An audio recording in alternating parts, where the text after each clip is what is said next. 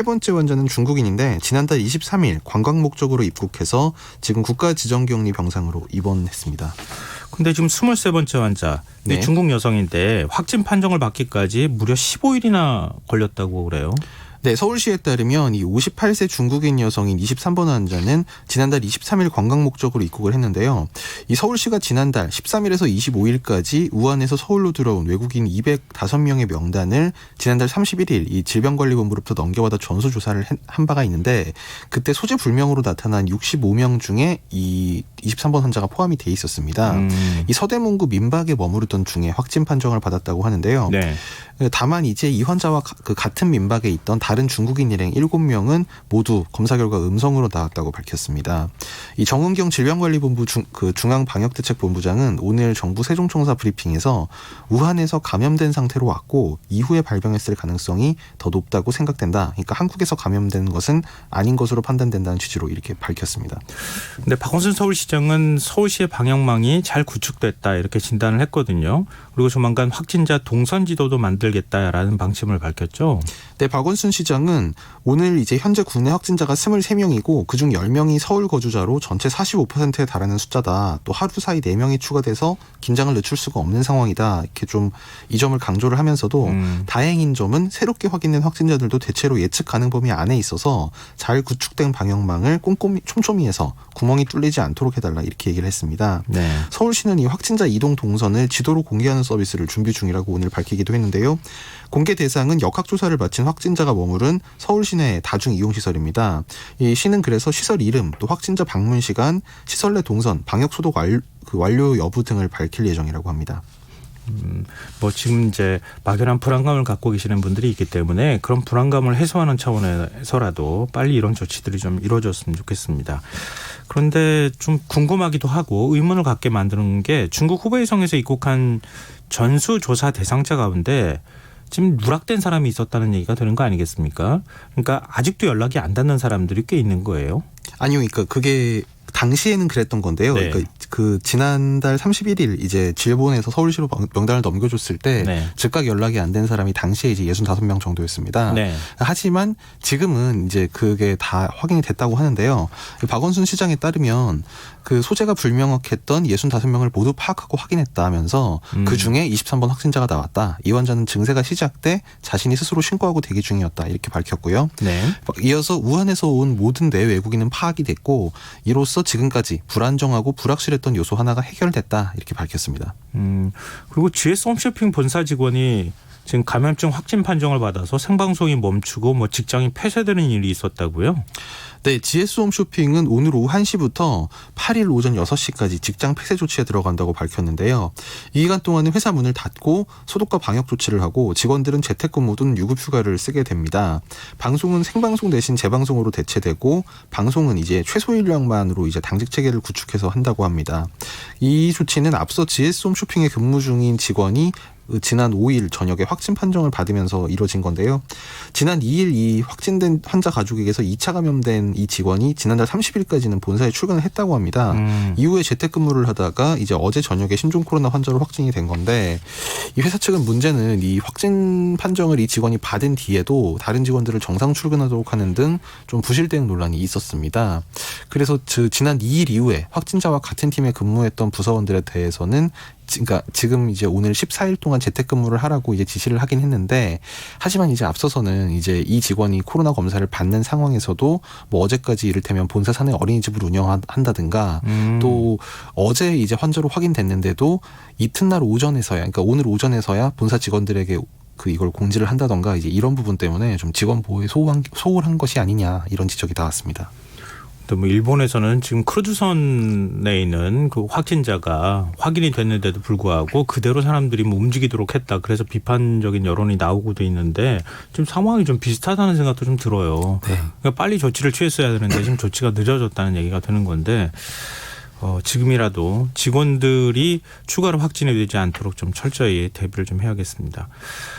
그리고 이런 가운데 반가운 소식이 또 전해졌어요. 첫 번째 확진 환자가 오늘 퇴원을 했죠. 네, 조금 전에 오프닝에서도 전해주셨지만 1번 확진자, 국내에서 그 발병한 첫 확진자가 그 오늘 퇴원을 했습니다. 네. 이 확진자는 지난달 19일에 입국했다가 지난달 20일 이제 코로나 확진 판정을 받고 인천시 의료원에 격리됐고 이번 3일 경과 뒤에 호흡기 증상이 나타났고 10일간 발열이 이어졌습니다. 그래서 일주일째까지는 그러니까 입원하고 일주일째까지는 산소까지 이제 보충을 해줘야 되는 상태였는데 지난 주말부터 증상이 점차 호전이 돼서 격리된 지 18일 만에 격리가 해제가 됐습니다. 그러면서 이제 의사 선생님들께 이제 의료계 분들께 이런 편지를 전해줘서 네. 이제 그 듣는 사람들로 하여금 상당히 가슴이 훈훈해지게 만들기도 했죠. 앞서 오프닝에서 제가 잠시 말씀을 드렸는데요. 청취자 1693님께서 일본 감염자의 따뜻한 손편지는 국경을 초월하는 인간미가 있는 듯합니다. 세상은 아직도 휴먼 라이프라고 생각합니다. 이런 의견 주셨습니다. 고맙습니다. 정부가 오늘 지역사회 전파 가능성이 커졌다는 점을 처음으로 지금 언급을 했는데요. 그동안에 이제 후베이성에서 들어오는 그 입국자에 대해서만 좀 철저히 검역을 한다거나 이런 모습을 보였고 실제로 검사할 때도 이제 그런 기준을 가지고 검사를 했는데 지금 다른 3국에서 들어오는 사람들도 감염자로 확진이 되고 있는 상황이잖아요. 근데 그 사람들이 또 상당 기간 지나고 난 다음에 지금 확진자로 판정이 되고 이런 점들이 아마 감안이 되지 않았을까 싶거든요. 대책을 혹시 내놓은 게 있습니까? 네, 이게 방금 말씀하신 대로 앞서서 일본 그리고 싱가포르 그리고 태국 등을 다녀온 이제 우리 국민 중에 이 확진자가 나온 상황에 대해서 이제 정부가 대책을 내놨습니다. 네. 앞으로는 중국 방문 여부와는 관계없이 의사가 이 신종 코로나 바이러스 감염증으로 좀 의심이 된다. 이럴 경우에 의심 환자로 분류를 해서 진단 검사를 받을 수 있게 한 건데요. 오늘 중앙방역대책본부는 이 확진 의심 환자의 사례 정의를 확대해서 신종 코로나 바이러스 감염증 대응 절차의 5판을 이제 오는 7일 오전 9시부터 적용을 한다고 밝혔습니다. 네. 이 중앙방역대책본부 그 5판이라고 하는 게 예. 우리 5판 했다고 하는 그 5판이 아니고 아닙니다. 다섯 번째 이 대응 지침이 계속 개정이 됩니다. 그래서 오해하실까 봐. 1판부터 지금 5판까지 나와 있고요. 네. 이 중앙방역대책본부장인 정은경 이 보건복지부 질병관리본부장은 기존 사례 정의는 중국을 방문한 후 14일 이내 발열 또는 호흡기 증상이 나타난 자 그러니까 원래는 후베이성이었는데 네. 이거를 중국 전역으로 이제 확대했다고 오늘 밝혔습니다. 또 신종 코로나 유행 국가 여행 이력 등을 고려한 의사의 소견에 따라 의심되는 자도 이 사례 정의에 넣도록 했습니다. 그 정은경 본부장은 최근 동남아를 방문한 뒤 국내에서 확진된 환자가 늘어나는 데 따른 대비책이라고 이 조치를 설명했습니다. 네. 지금 그러면은 의사가 판단했을 때 어느 국가에서 경유해서 들어오거나 어느 국가를 방문하고 들어왔다 하더라도 이게 뭔가 발열 증상이나 신종 코로나 바이러스 감염증과 유사한 증상이 나타났을 경우에는 검사를 의뢰하고 또 격리 조치에 들어갈 수 있도록 하겠다 이런 얘기군요. 네, 그렇습니다. 그리고 네. 지금 그러니까 기존에는 이거를 좀 검사를 제한적으로 한 이유가 시약이 부족한 이제 그런 문제도 있었는데 그렇죠. 이제 네. 의사가 보기에 좀 의심 환자로 생각이 된다라고 하면 그 시약 테스트도 할 수 있도록 한 겁니다.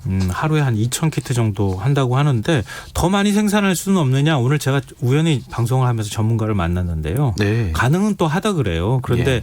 이 유전자 증폭을 하는 그 기기가 또 별도로 필요하기 때문에 현재로서는 한 2,000키트 정도를 검사하는 게 최대치가 아닐까 생각한다. 이런 얘기들 좀 하더라고요. 네.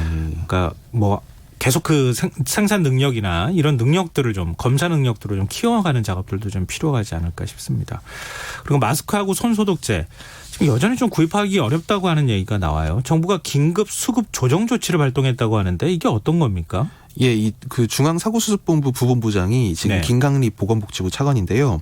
오늘 브리핑에서 오늘 그 중앙사고수습본부 그 회의 결과를 브리핑하면서 이렇게 밝혔습니다. 네. 오늘 중수부는 마스크 수급이 불안정한 현재 상황과 관련해 국민적 우려가 지속되고 있다고 인식하고 공급, 유통, 판매의 각 과정에서 강도 높은 개선책을 마련하기로 했다면서 이것을 위해서 물가안정법 6조에 따라 긴급 수급 조정 조치를 발동했다고 설명했습니다. 네. 김강립 차관은 이 조치에 따라서 마스크와 손소독제의 생산업자, 도매업자에게 이 마스크를 출하 또는 판매할 때 식품의약품안전처에 신고할 의무가 있다고 밝혔는데요.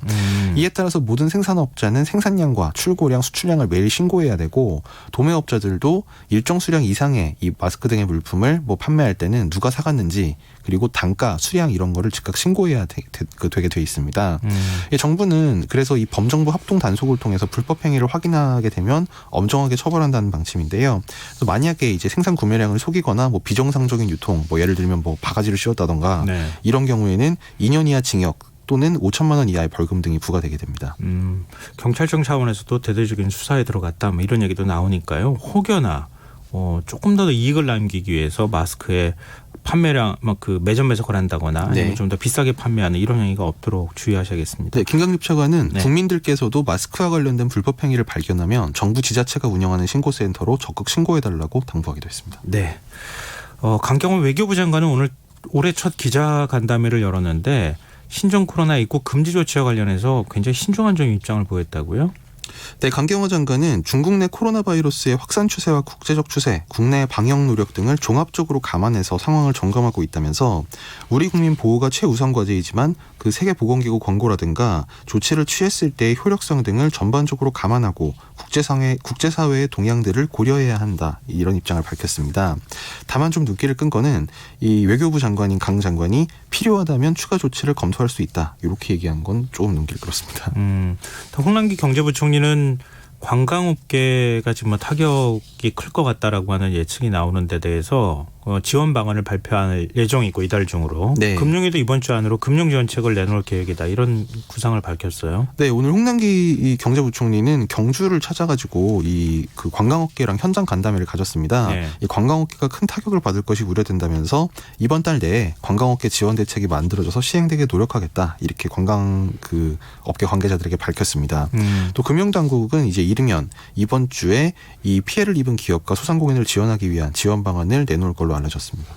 근데 정치권에서도 신종 코로나 대책 특위를 만든다고 입장을 밝혔었는데 여야 간에 그거를 두고 지금 명칭을 어떻게 지을 거냐 이거 두고 지금 갈등을 벌이고 있다고요? 예, 뭐 지금 이것도 일주일째 나온 소식인데 뭐 국회 특위를 만들면서까지 이렇게 해야 되는지 참 뭐 여러 가지 생각이 듭니다만 네. 오늘 이제 여야 원내수석 부대표가 만나서 국회에서 특위를 만들기로 한 데는 이제 합의를 했습니다. 네. 그리고 이 특위는 뭐 예를 들면 민주당 9명, 한국당 8명, 그리고 비교섭단체 1명 이렇게 총 18명으로 한다. 여기까지는 합의가 됐는데 다만 이제 위원장을 어느 당 소속 의원으로 할 거냐 그리고 특위 명칭을 어떻게 할 거냐 이걸 놓고 합의에 이르지 못했는데요. 명칭이란 얘기는 한국당에서는 이걸 우한이라는 지명을 넣자. 이를테면 우한폐렴이라든지 뭐 우한발 뭐 바이러스 감염증 이런 우한이라는 지명을 넣자 이렇게 주장을 했고 민주당에서는 이 메르스 이후에 세계보건기구 규범에 따르면 이 지리적 위치, 뭐 문화, 국가 뭐 이런 지명을 넣는 것을 자제하도록 네. 했다. 그래서 신종 코로나 바이러스라고 정부가 명명한 거라면서 반대 입장을 밝혔습니다. 근데 우한이라고 꼭 넣어야 하는 이유가 있습니까? 그 이제 한국당에서는 이제 뭐 우한이라거나 중국이라거나 이런 걸 넣지 못하는 게 이게 더 뭐 굴욕적이다 이렇게 주장을 하고 있는데요. 네. 그러니까 뭐 정부가 중국 눈치 보기를 한다는 게 이 사태 초기부터 한국당에서 계속 주장을 해온 겁니다. 아마 그 연장선상으로 지금 해석이 됩니다. 그러면은 그냥 어떻게 해야 되나요? 이거 그냥 신종 코로나 우한 특위라고 해야 되나요? 이거 어떻게 이름 지어야 되나요? 빨리 뭔가 일을 해야 되는데 이거 이름 짓는 거 가지고 그 일단 답답하네요. 일단 일부터 시작을 하고 이름은 나중에 최종 결정하기로 해도 될 것 같아요. 그러니까요.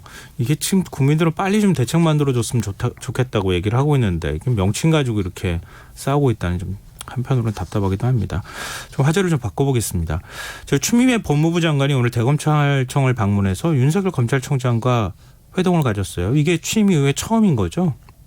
예, 대검찰청을 방문한 건 이제 추미애 장관으로서 처음이고 네. 이 법무부 장관의 이 검찰청사 방문 자체도 거의 20년 만에 처음이라고 합니다. 그래서 오늘 오전 10시 35분께 이 추미애 법무부 장관이 이 검찰청, 그러니까 그 서울고검 청사 안에 지금 법무부 대변인실을 왜냐하면 법무부 대변인실 기존엔 과천청사에 있는데 네. 이제 이게 법조기자들이 가기가 좀 접근성이 불편하다. 그래서 법무부 입장을 좀 더 잘 알릴 수 있는 기자 그 대변인실을 만들겠다라고 해서 여기에 만든 거거든요. 네.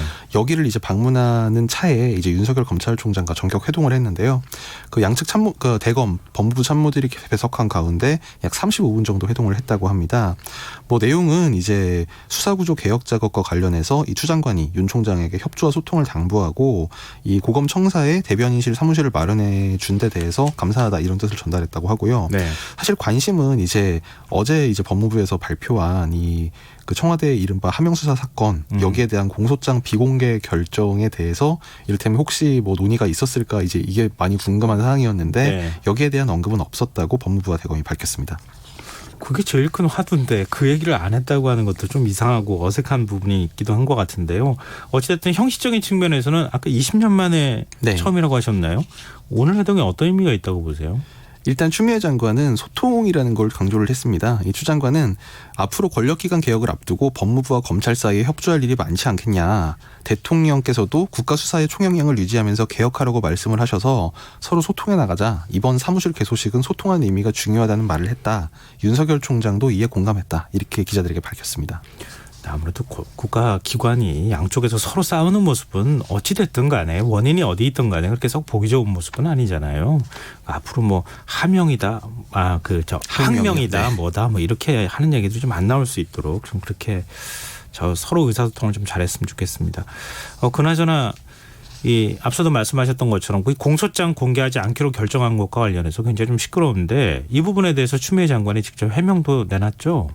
예, 이제 아까 제가 말씀드린 법무부 대변인실 그 개소식에서 이제 그 기자들과 만나가지고 이게 한동안 한 20분 정도 이 문제에 대해서만 거의 한 20분 정도 길게 질문 답변을 했다고 합니다. 네. 기자들로부터 이런 질문이 나왔는데요.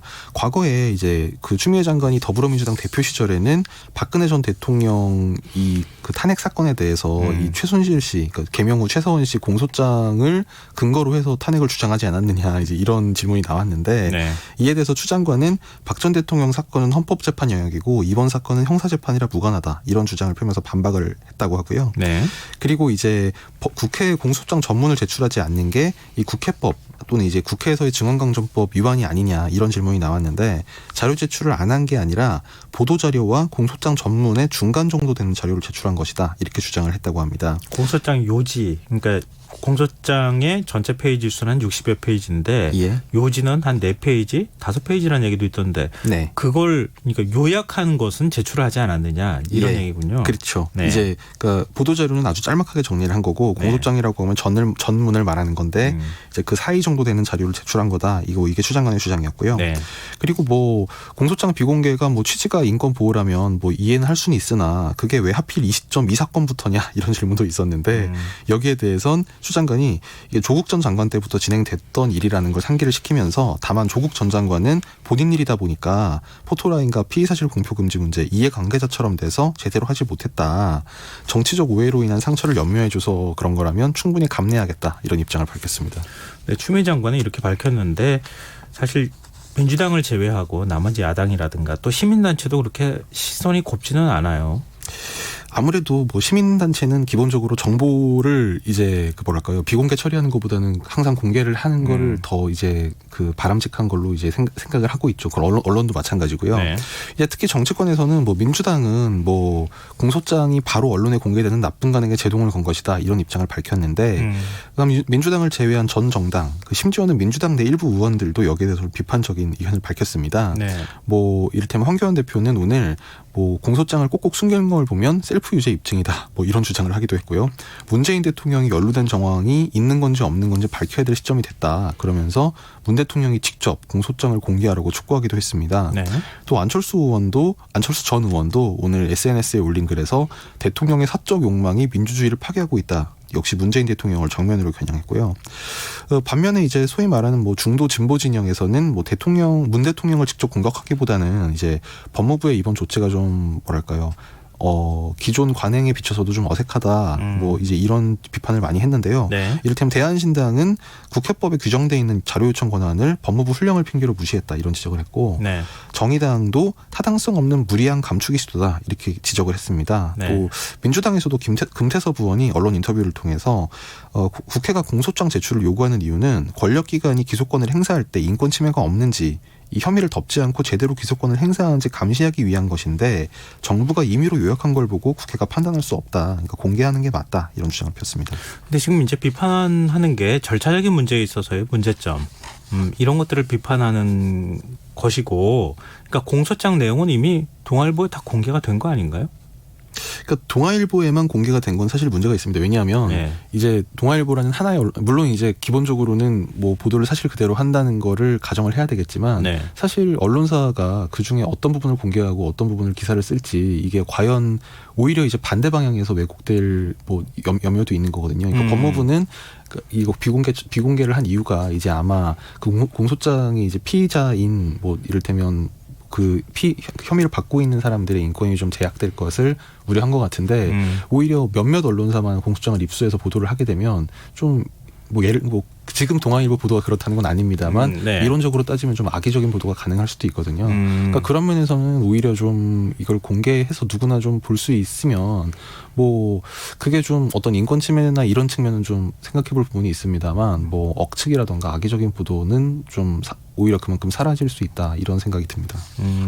근데 또 제가 이제 형식적인 측면, 절차적인 측면 말고 내용적인 측면에서 여쭤봤던 거는 만약에 뭐 대통령이 직접 개입했다거나 이런 부분들이 공소장이 많이 기록이 됐으면 동아일보가 기사를 쓸 때 반영을 하지 않았겠느냐 이런 뭐 추정이 또 가능한 부분이 있지 않을까 그래서 제가 좀 여쭤봤던 거거든요. 그건 그렇습니다. 물론. 네. 그러니까 내용적인 측면에서 사실은 이전에 우리가 알던 내용보다 훨씬 더 뭔가 아주 지금 굳이 공개하지 않을 만한 뭔가 이유가 들어있는 그런 내용이 있었을까 하는 의문도 한편으로 좀 들어서 동아일보가 이미 공개한 상황이어서 그래서 좀 여쭤봤습니다. 지금 여러분께서는 KBS 라디오 김성환의 시사회와 함께하고 계십니다. 다음 뉴스로 좀 넘어가 보겠습니다. 문재인 대통령이 오늘 신임 청와대 대변인과 춘추관장을 임명했어요. 네, 문재인 대통령이 고민정 전 청와대 대변인 후임으로 강민석 전 중앙일보 부국장을 임명을 했습니다. 네. 이 강 전 부국장이 사의를 표한 지 나흘 만으로 사실상 현직 언론인이 청와대 대변인으로 또 한 번 직행한 사례고요. 그리고 춘추관장에는 한종우 그 기존 청와대 부대변인이 임명이 됐습니다. 근데 중앙일보는 보수 신문으로 분류가 되지 않습니까? 일반적인 경우에 네. 중앙일보는 또 그걸 뭐 부인할 수 있을지는 모르겠지만, 근데 이 청와대 문재인 정부에서 청와대 대변인을 이 중앙일보에서 기자 출신을 발탁한 것을 이걸 좀 이례적이라고 봐야 되나요? 예, 뭐 그래서 이번 인사가 좀 보수층을 끌어안기 위한 포석이 아니냐 그런 분석도 덜어 있는데요. 다만 청와대에서는 이에 대해서 중앙일보는 중앙일보고 강민석은 강민석이다. 이 강민석 개인의 능력을 인정하고 그래서 기용하는 것이다. 이렇게 설명을 했습니다. 근데 지금 현직 기자였었던 거 아닙니까? 칼럼도 계속 썼었고. 그렇죠. 근데 네. 곧바로 청와대 대변인으로 직행하는 것. 뭐 최근에 이제 법조계 인사들이 곧바로 그 야권 정치권으로 가거나 아니면 여권으로 예. 가거나 이거 가지고도 좀 논란이 좀 있는데 이것도 그렇게 비판적인 목소리가 좀 있죠. 물론입니다. 사실 그 언론인이 바로 청와대 대변인이나 뭐 아니면 어떤 특히 어떤 정무직 아니면 정치권으로 진출하는 데 대해서는 언론계 내부에서 계속 자성이 있었고 네. 뭐 이번 강민석 대변인 것만이 아니라 과거에 뭐 김의겸 고민정 전 대변인 문제도 그랬고 박근혜 정부 때로 거슬러 올라가면 뭐 정영국 전 대변인, 민경욱 전 대변인 때도 그런 비판이 있었습니다. 네. 뭐 사실 이건 멀리까지 갈 것도 없이 박근혜 정부 당시에 민주당에서도 이 민경욱 전 대변인 임명 당시에 비판적인 논평을 냈었거든요. 그렇죠. 뉴스를 진행을 하던 앵커였는데 곧바로 청와대로 가버렸으니까 네, 그때도 논란이 컸죠. 언론인과 대변인 내정자 두 역할을 했다. 네. 언론을 장악해서도 안 되지만 장악할 수 없다는 걸 다시 한번 상기시켜준다. 이런 경고까지 했는데요. 지금 생각하면 조금 눈길을 끄는 부분이 이 논평을 낸 사람이 무한 총영사였던 김영근 당시 수석부 대변인이었습니다. 네. 예, 아무튼 문재인 대통령도 이제 작년 신년 기자회견에서 이 부분을 지적을 받기도 했는데 이렇게 답을 했어요. 현직 언론인이 이렇게 청와대에 바로 오는 것이 괜찮냐고 비판한다면 그 비판을 달게 받을 수밖에 없다.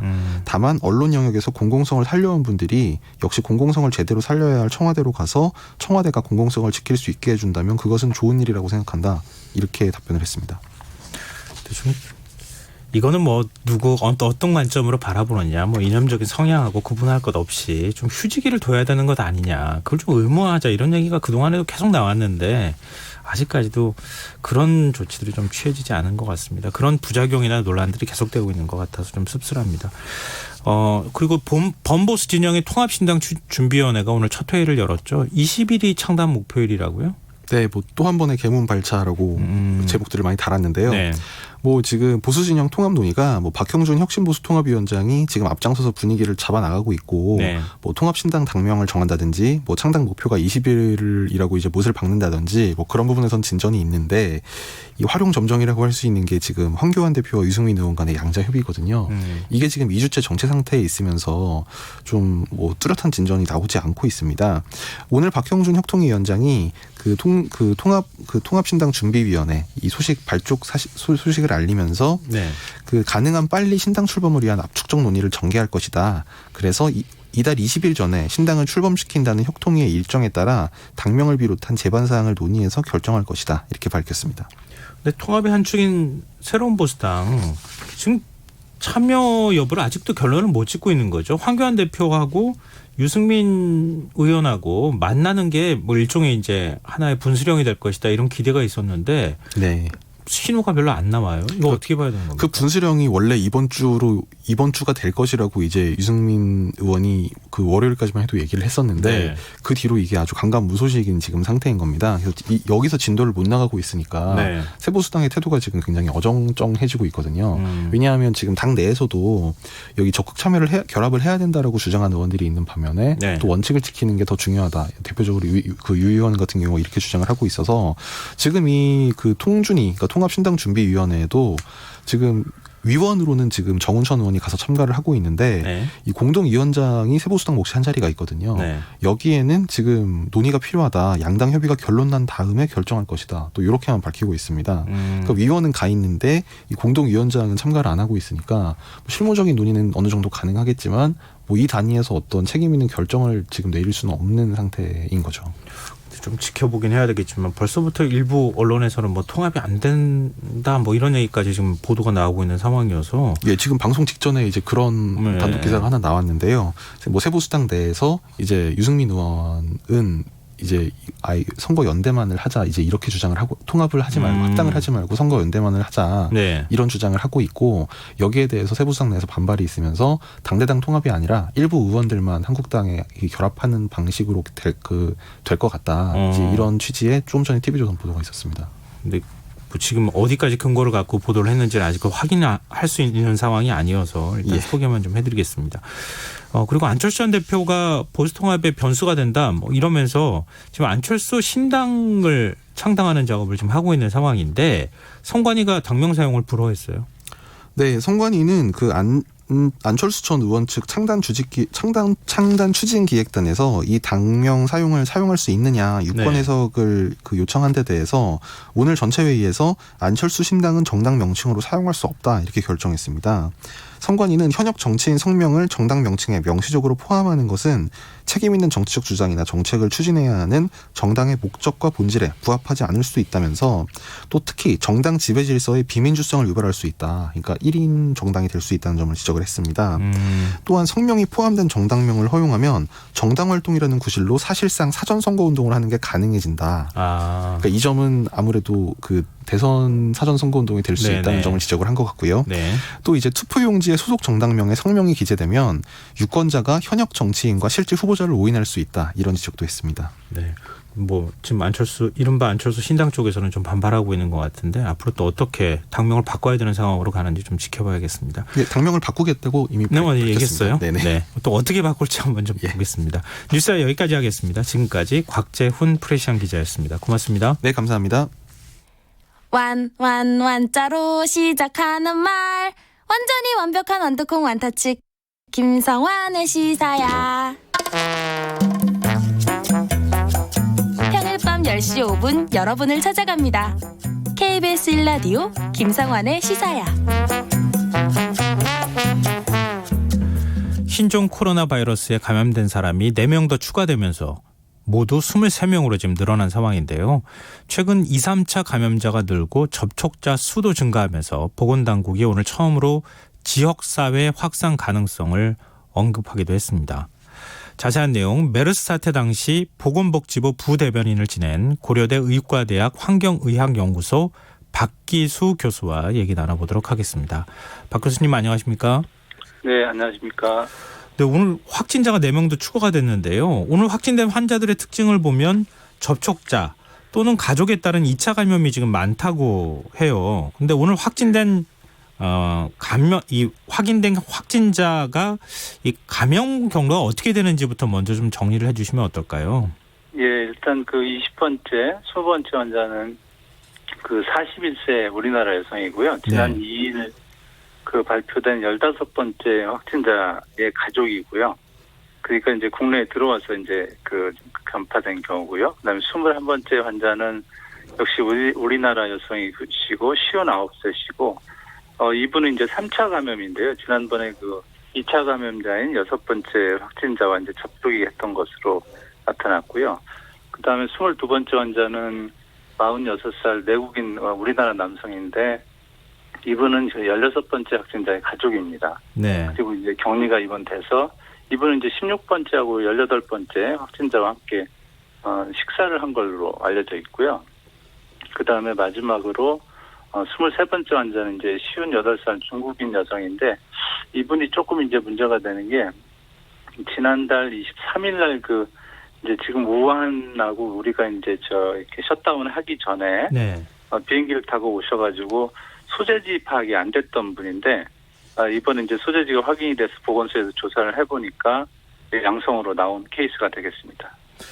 네, 지금 23번 확진자 말씀도 하셨지만 네. 지금 인천공항 검역 과정에서 걸러진 게 아니라 지금 입국 후에 사실 연락이 닿지 않은 상태에서 이곳저곳을 좀 다녔단 말이에요. 그렇습니다. 이 관리를 어떻게 해야 될 것인가? 이게 굉장히 좀 고민스러운 부분이 아닐까 싶어요. 그렇습니다. 이게 지금 다행히도 지금 우한 이 케이스 같은 경우는 지금 이제 우한 후베이에서 오시는 분들에 대해서는 지금 못 오게 이제 막았지 않습니까? 네. 근데 이제 문제가 지금 중국의 다른 지역에서 오시는 분들은 현재도 지금 들어오는 케이스이기 때문에 네.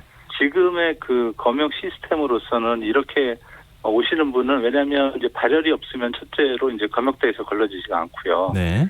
또 이제 다른 분도 있지만 이제 소재지 파악을 예를 들어 지금 제3국에서 오시는 분들은 우리 이제 기존에 그 들어오실 때 보시면 이제 주소지 쓰는 거를 좀 뭐 이렇게 제대로 안 쓰시는 분도 있거든요. 네. 그렇게 되면 이제 다음에 전화를 하거나 이런 게 이제 소재지 파악이 안 되기 때문에 기본적으로 제3국에 대해서도 지금 중국에서 들어오는 것처럼 그 자리에서 검역대 들어올 때 전화번호를 즉석에서 걸어서 확인하는 그런 시스템이 돼야 되는데 이게 굉장한 인력이 투입이 되거든요. 네. 그래서 지금 어려운 부분이 그렇고 만약 이제 그 검역 쪽에 인력을 많이 투입을 하게 되면 국내 역학조사 인력이 또 모자라는 상황이기 때문에 네. 정부로서도 굉장히 지금 난감한 상황에 있습니다. 근데 지금 오늘 보건당국이 지역사회 확산 가능성 이걸 처음으로 지금 언급한 상황인데요.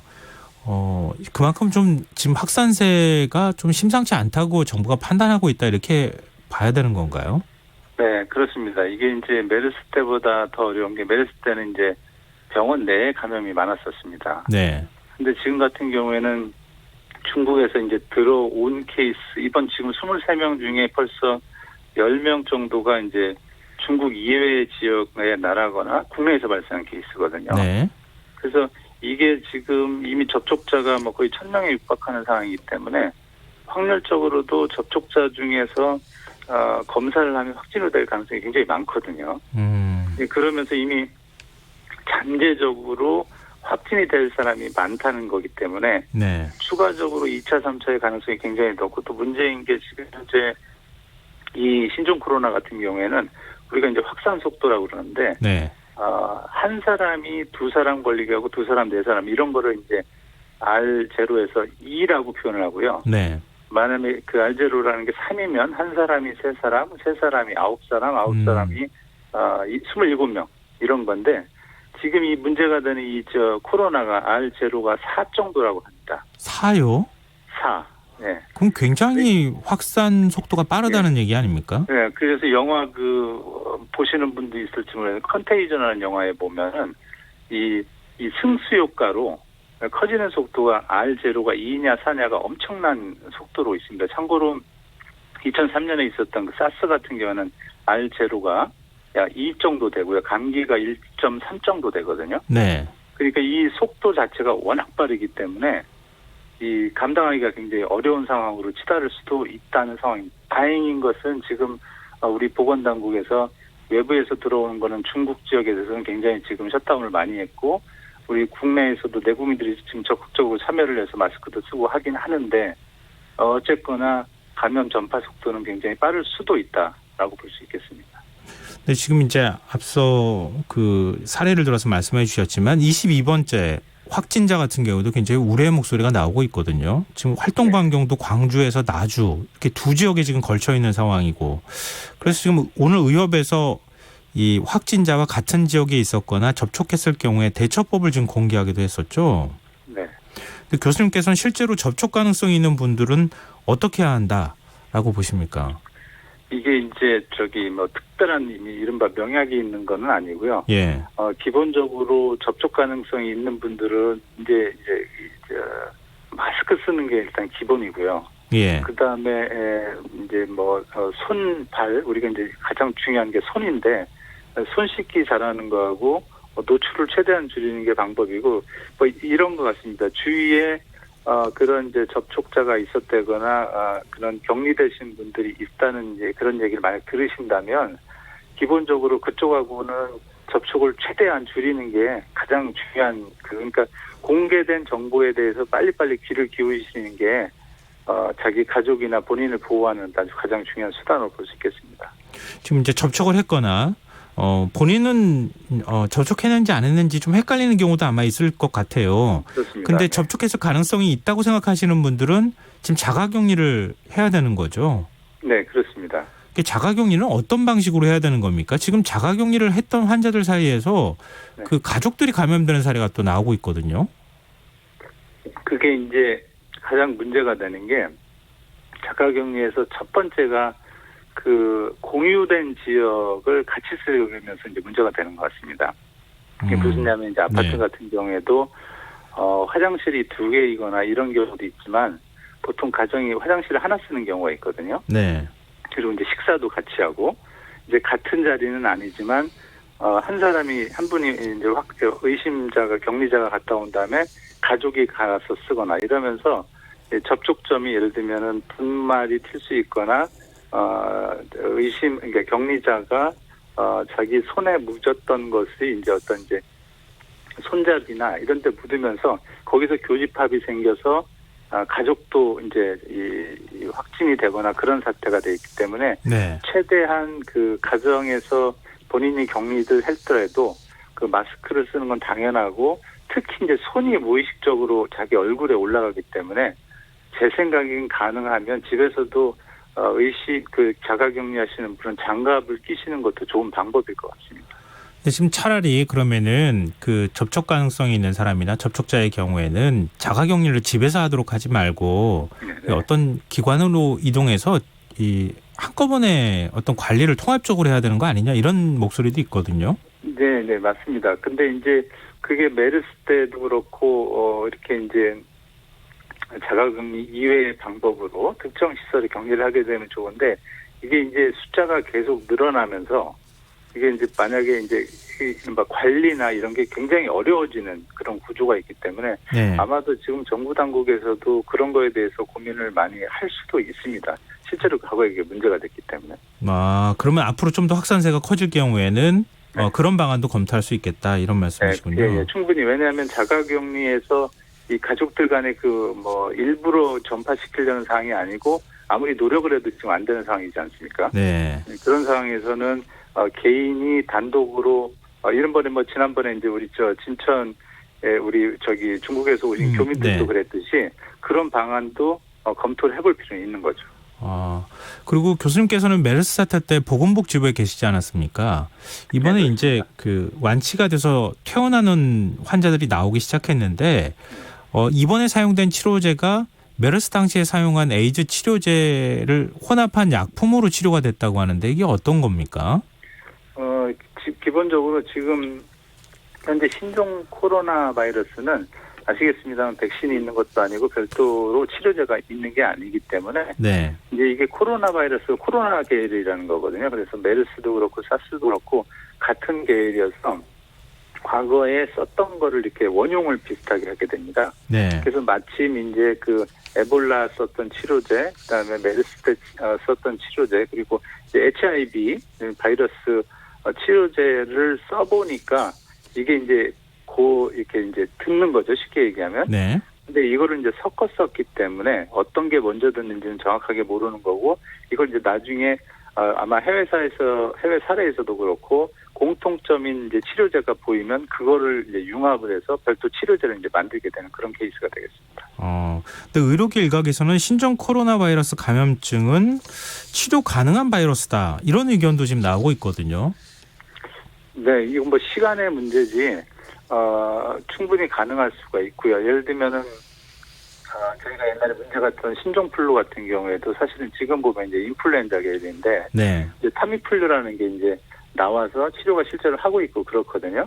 그래서 이게 이제 문제인 게 실제로 치료제가 나올지 의문인 게, 인플루엔자 같은 경우에는 1년에 한 번씩 이렇게 돌아가면서 이렇게 자주 나와서 네. 그거를 치료제를 만들어도 시장성이 있기 때문에 회사들이 개발을 하는데, 사스도 그렇고 메르스도 그렇고 그렇게 뭐 자주 나오거나 그런 게 아니기 때문에 샘플로는 나올 수 있지만 실제로 치료제를 만들어서 준비해 놓을 경우에는 그걸 누가 사가는 사람이 없으면 안 만들기 때문에 네. 실제 시장에 나올 수 있을지는 그건 좀 지켜봐야 될 것 같습니다. 아이고, 백신이 빨리 좀 나왔으면 좋겠다, 이런 바람을 갖고 계시는 분들이 있는데 그러기는 좀 쉽지 않다고 말씀해 주셔서 조금 좀 걱정이 좀 되기도 하는데요. 네. 오늘 여기까지 듣겠습니다. 지금까지 고려대 의과대학 환경의학연구소 박기수 교수와 함께했습니다. 고맙습니다, 교수님. 예, 감사합니다. 오늘도 수고한 당신들의 이야기가 여기 있습니다. 김성환의 시사야. 시사야. 네, 저 여기 있어요.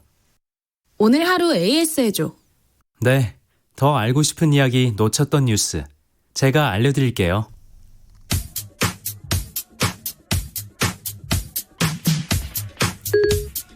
시사야 애프터 서비스를 시작합니다. 검사 내전의 저자로 알려진 김웅 전 부장검사가 새로운 보수당에 입당했습니다. 사표를 제출할 때 정부의 검경 수사권 조정과 검찰개혁 방안에 대해서 비판적인 이야기를 해 화제가 되었는데요. 오늘 김경래의 최강시사에서 김웅 전 부장검사를 초대해 입장 들어봤습니다. 해당 내용입니다. 사표 던지시면서 네. 검찰 개혁에 대해서 지금 검찰 개혁 현재 진행되고 있는 거기에 대해서 굉장히 비판적으로 말씀하셨고 그 사태의 변이 굉장히 화제가 됐어요. 아미스타도냐 여기가 검찰 개혁 한 대 놓고 지금 다른 데로 가고 있다 이거잖아요. 한마디로 얘기하면은. 그리고 검경 수사권 조정도 사기다 이거는. 지금도 당연히 그렇게 생각을 하실 텐데.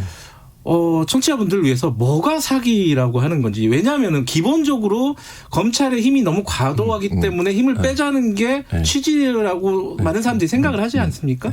뭐가 사기입니까 지금? 일단 저희가 봤을 때 중요한 건 뭐냐면 항상 그 이야기를 있지 않습니까? 수사를 시작하는 사람이 기소를 하거나 수사를 끝내는 것은 되게 위험합니다. 그게 수사권, 그렇죠. 기소권 분리라는 그렇죠. 거잖아요. 수사 기소를 분리를 해야 됩니다. 그리고 직접 수사를 하는 경우에는 거기에 대해서 늘 통제가 있어야 되는 겁니다. 그게 그리고 수사 기관은 좀 분리를 시켜야 된다. 이게 결국 검찰 개혁 그다음에 형사사법 개혁의 기본 원칙이었습니다. 그런데 이 법안들 보면은 검찰이 사실 직접 수사를 하는 것은 범위는 어느 정도 제한됐지만 결국 검사가 지금까지 직접 수사해왔던 부분은 그대로 남아 있어요. 오히려 검사가 수사를 하는 건 지금까지 보면 아무도 통제를 못했습니다. 그죠? 그러니까 검사가 수사를 통제를 못했으니까 경찰 수사도 통제를 하지 말라. 이게 지금 결론이 돼버린 겁니다.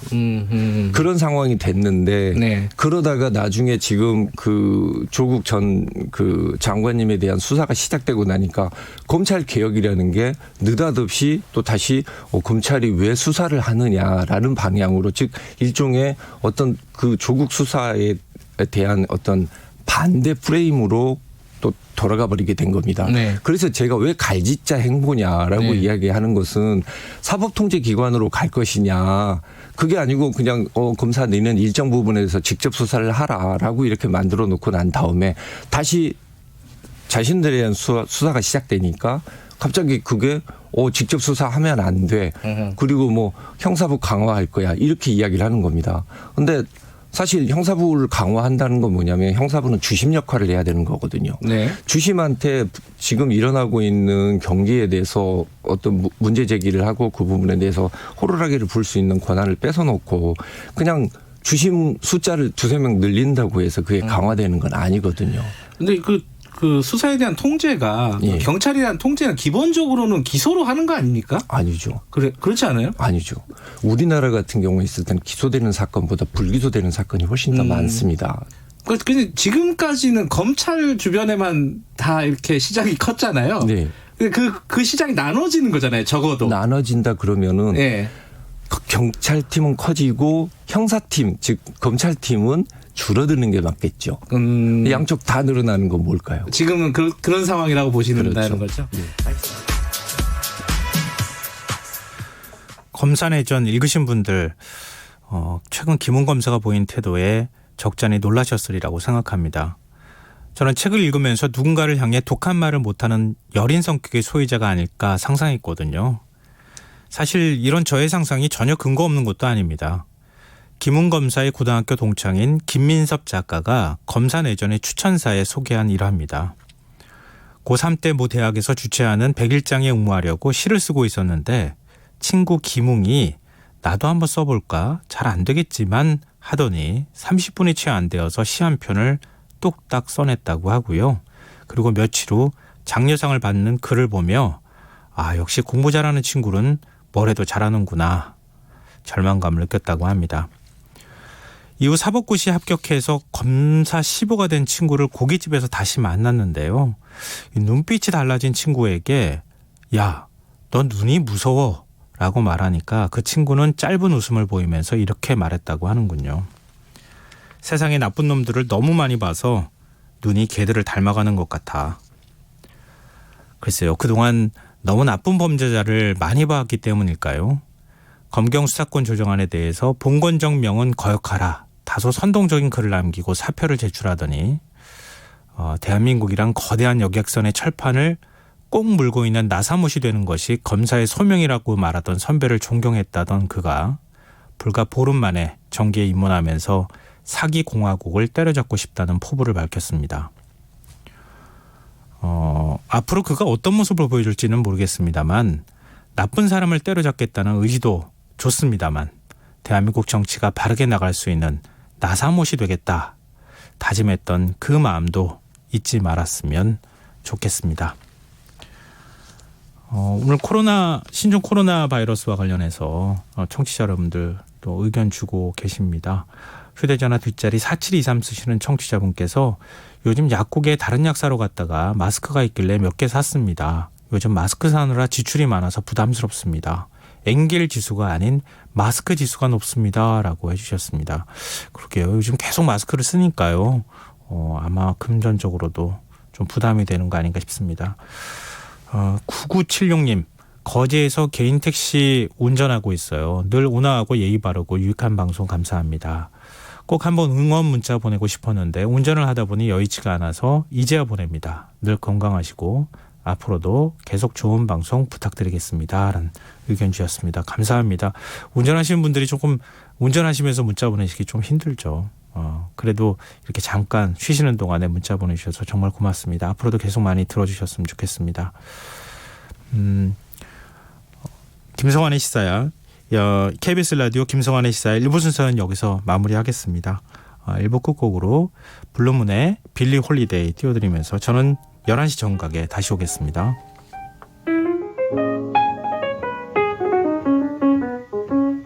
Blue moon, you saw me standing alone without a dream in my heart, without a love of my own. Blue moon, you knew just what I was there for. You heard me saying a prayer for someone I really could care for. And then there suddenly appeared before me the only one my arms will ever hold. I heard somebody whisper, please adore me. And when I looked, the moon had turned to gold. Blue moon.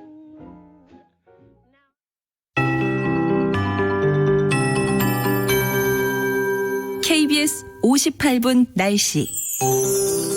내일 아침 기온은 오늘보다는 3도에서 6도